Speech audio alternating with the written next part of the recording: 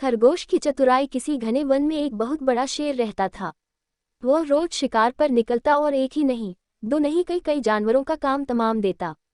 जंगल के जानवर डरने लगे कि अगर शेर इसी तरह शिकार करता रहा तो एक दिन ऐसा आएगा कि जंगल में कोई भी जानवर नहीं बचेगा।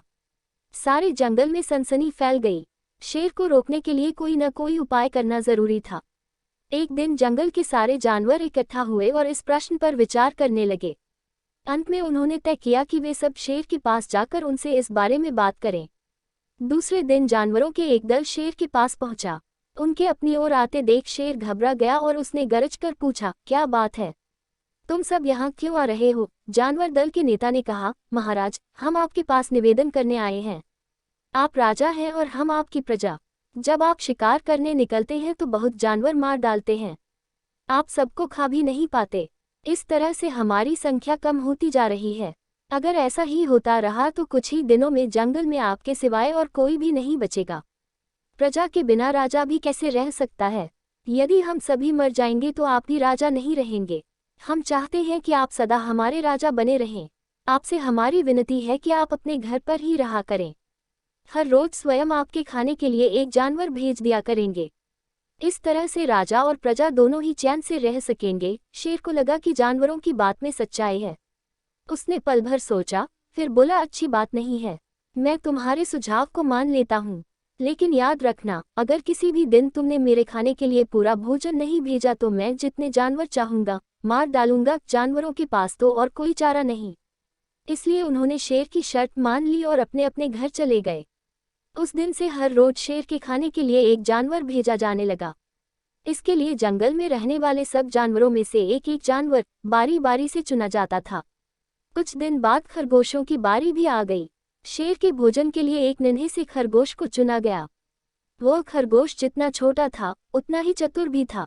उसने सोचा, बेकार में शेर के हाथों मरना मूर्खता है। अपनी जान बचाने का कोई न कोई उपाय अवश्य करना चाहिए और हो सके तो कोई ऐसी तरकीब ढूंढनी चाहिए जिससे सभी को इस मुसीबत से सदा के लिए छुटकारा मिल जाए।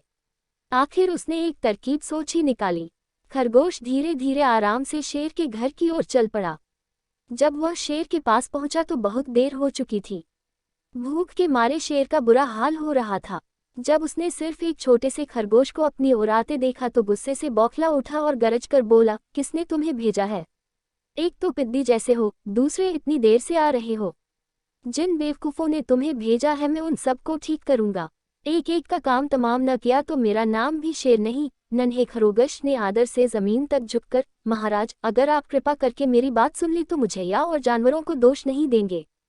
वे तो जानते थे कि एक छोटा सा खरगोश आपके भोजन के लिए पूरा नहीं पड़ेगा, इसलिए उन्होंने 6 खरगोश भेजे थे। लेकिन रास्ते में हमें एक और शेर मिल गया। उसने 5 खरगोशों को मारकर खा लिया। यह सुनते ही शेर दहाड़ कर बोला, क्या कहा? दूसरा शेर? कौन है वह? तुमने उसे कहाँ देखा? महाराज, वह तो बहुत ही बड़ा शेर है। खरगोश ने कहा, वह जमीन के अंदर बनी एक बड़ी गुफा में से निकला था।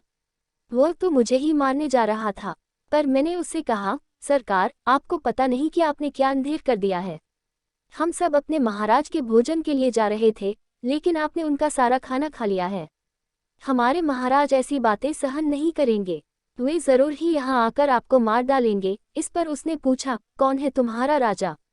मैंने जवाब दिया, हमारा राजा जंगल का सबसे बड़ा शेर है। महाराज, मेरे ऐसा कहते ही वह गुस्से से लाल पीला होकर बोला, बेवकूफ, इस जंगल का राजा सिर्फ मैं हूँ। यहाँ सब जानवर मेरी प्रजा हैं। मैं उनके साथ जैसा चाहूँ वैसा कर सकता हूँ। जिस मूर्ख को तुम अपना राजा कहते हो उस चोर को मेरे सामने हाजिर करो, मैं उसे बताऊंगा कि असली राजा कौन है। महाराज, इतना कहकर उस शेर ने आपको लिवाने के लिए मुझे यहाँ भेज दिया। खरगोश की बात सुनकर शेर को बड़ा गुस्सा आया और वह बार बार गरजने लगा। उसकी भयानक गरज से सारा जंगल दहलने लगा। मुझे फौरन उस मूर्ख का पता बताओ, शेर ने दहाड़ कर कहा। जब तक मैं उसे जान से न मार दूंगा मुझे चैन नहीं मिलेगा। बहुत अच्छा महाराज, खरगोश ने कहा, मौत ही उस दुष्ट की सजा है। अगर मैं और बड़ा और मजबूत होता तो मैं खुद ही उसके टुकड़े टुकड़े कर देता। चलो, रास्ता दिखाओ। शेर ने कहा, फौरन बताओ किधर चलना है। इधर आइए महाराज, इधर। खरगोश रास्ता दिखाते हुआ शेर को एक कुएं के पास ले गया और बोला, महाराज, वह दुष्ट शेर जमीन के नीचे किले में रहता है। जरा सावधान रहिएगा, किले में छुपा दुश्मन खतरनाक होता है, मैं उससे निपट लूंगा। शेर ने कहा, तुम यह बताओ कि वह है कहाँ? पहले जब मैंने उसे देखा था तब तो वह यहीं बाहर खड़ा था। लगता है आपको आता देखकर वह किले में घुस गया। आइए मैं आपको दिखाता हूँ, खरगोश ने कुएं के नजदीक आकर शेर से अंदर झांकने के लिए कहा। शेर ने कुएं के अंदर झांका तो उसे कुएं के पानी में अपनी परछाई दिखाई दी। परछाई को देखकर शेर जोर से दहाड़ा। कुएं के अंदर से आती हुई अपने ही दहाड़ने की गूंज सुनकर उसने समझा कि दूसरा शेर भी दहाड़ रहा है। दुश्मन को तुरंत मार डालने के इरादे से वह फौरन कुएं में कूद पड़ा। कूदते ही पहले तो वह कुएं की दीवार से टकराया, फिर धड़ाम से पानी में गिरा और डूबकर मर गया। इस तरह चतुराई से शेर से छुट्टी पाकर नन्हा खरगोश घर लौटा। उसने जंगल के जानवरों को शेर के मारे जाने की कहानी सुनाई। दुश्मन के मारे जाने की खबर से सारे जंगल में खुशी फैल गई। जंगल के सभी जानवर खरगोश की जय जयकार करने लगे। गजराज व मूषकराज प्राचीन काल में एक नदी के किनारे बसा नगर व्यापार का केंद्र था। फिर आए उस नगर के बुरे दिन, जब एक वर्ष भारी वर्षा हुई। नदी ने अपना रास्ता बदल दिया। लोगों के लिए पीने का पानी न रहा और देखते ही देखते नगर वीरान हो गया। अब वह जगह केवल चूहों के लायक रह गई। चारों ओर चूहे ही चूहे नजर आने लगे। चूहों का पूरा साम्राज्य ही स्थापित हो गया। चूहों के उस साम्राज्य का राजा बना मूषकराज चूहा। चूहों का भाग्य देखो, उनके बसने के बाद नगर के बाहर जमीन से एक पानी का स्रोत फूट पड़ा और वह एक बड़ा जलाशय बन गया। नगर से कुछ ही दूर एक घना जंगल था। जंगल में अनगिनत हाथी रहते थे। उनका राजा गजराज नामक एक विशाल हाथी था। उस जंगल क्षेत्र में भयानक सूखा पड़ा। जीव जंतु पानी की तलाश में इधर उधर मारे मारे फिरने लगे। भारी भरकम शरीर वाले हाथियों की तो दुर्दशा हो गई। हाथियों के बच्चे प्यास से व्याकुल होकर चिल्लाने व दम तोड़ने लगे। गजराज खुद सूखे की समस्या से चिंतित था और हाथियों का कष्ट जानता था। एक दिन गजराज की मित्र चील ने आकर खबर दी कि खंडहर बने नगर के दूसरी ओर एक जलाशय है। गजराज ने सबको तुरंत उस जलाशय की ओर चलने का आदेश दिया। सैकड़ों हाथी प्यास बुझाने डोलते हुए चल पड़े। जलाशय तक पहुंचने के लिए उन्हें खंडहर बने नगर के बीच से गुजरना पड़ा। हाथियों के हजारों पैर चूहों को रौंदते हुए निकल गए। हजारों चूहे मारे गए। खंडहर नगर की सिक्के चूहों के खून मांस के कीचड़ से लथपथ हो गई। मुसीबत यही खत्म नहीं हुई। हाथियों का दल फिर उसी रास्ते से लौटा।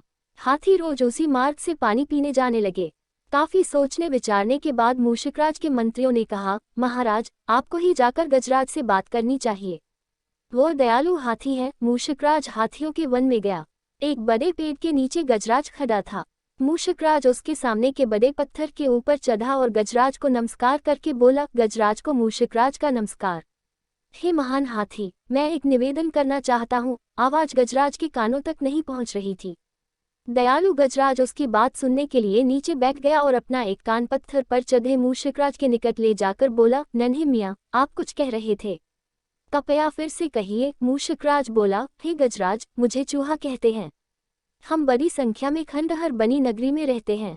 मैं उनका मूषकराज हूँ। आपके हाथी रोज जलाशय तक जाने के लिए नगरी के बीच से गुजरते हैं। हर बार उनके पैरों तले कुचले जाकर हजारों चूहे मरते हैं। यह मूषक संहार बंद न हुआ तो हम नष्ट हो जाएंगे। गजराज ने दुख भरे स्वर में कहा, मूषकराज, आपकी बात सुन मुझे बहुत शौक हुआ। हमें ज्ञान ही नहीं था कि हम इतना अनर्थ कर रहे हैं। हम नया रास्ता ढूंढ लेंगे। मूषकराज कृतज्ञता भरे स्वर में बोला, गजराज, आपने मुझ जैसे छोटे जीव की बात ध्यान से सुनी। आपका धन्यवाद। गजराज, कभी हमारी जरूरत पड़े तो याद जरूर कीजिएगा। गजराज ने सोचा कि यह नन्हा जीव हमारे किसी काम क्या आएगा, सो उसने केवल मुस्कुराकर मूषकराज को विदा किया। कुछ दिन बाद डोसी देश के राजा ने सेना को मजबूत बनाने के लिए उसमें हाथी शामिल करने का निर्णय लिया। राजा के लोग हाथी पकड़ने आए। जंगल में आकर वे चुपचाप कई प्रकार के जाल बिछाकर चले जाते हैं।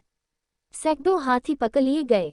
एक रात हाथियों के पकड़े जाने से चिंतित गजराज जंगल में घूम रहे थे कि उनका पैर सूखी पत्तियों के नीचे छल से दबाकर रखे रस्सी के फंदे में फंस जाता है। जैसे ही गजराज ने पैर आगे बढ़ाया, रस्सा कस गया। रस्से का दूसरा सिरा एक पेड़ के मोटे तने से मजबूती से बंधा था। गजराज चिंघाने लगा। उसने अपने सेवकों को पुकारा, लेकिन कोई नहीं आया। कौन फंदे में फंसे हाथी के निकट आएगा। एक युवा जंगली भैंसा गजराज का बहुत आदर करता था। जब वह भैंसा छोटा था तो एक बार वह एक गड्ढे में जा गिरा था। उसकी चिल्लाहट सुनकर गजराज ने उसकी जान बचाई थी। चिंघाट सुनकर वह दौड़ा और फंदे में फंसे गजराज के पास पहुंचा। गजराज की हालत देख उसे बहुत धक्का लगा। वह चीखा, यह कैसा अन्याय है। गजराज, बताए क्या करूं? मैं आपको छुड़ाने के लिए अपनी जान भी दे सकता हूँ। गजराज बोले, बेटा तुम बस दौड़कर खंडहर नगरी जाओ और चूहों के राजा मूषक राजा को सारा हाल बताना। उससे कहना कि मेरी सारी आस टूट चुकी है। भैंसा अपनी पूरी शक्ति से दौड़ा दौड़ा मूषकराज के पास गया और सारी बात बताई। मूषकराज तुरंत अपने 20-30 सैनिकों के साथ भैंसे की पीठ पर बैठा और वो शीघ्र ही गजराज के पास पहुंचे। चूहे भैंसे की पीठ पर से कूदकर फंदे की रस्सी कुतरने लगे। कुछ ही देर में फंदे की रस्सी कट गई व गजराज आजाद हो गए। सीखा, आपसी सद्भाव व प्रेम सदा एक दूसरे के कष्टों को हल लेते हैं।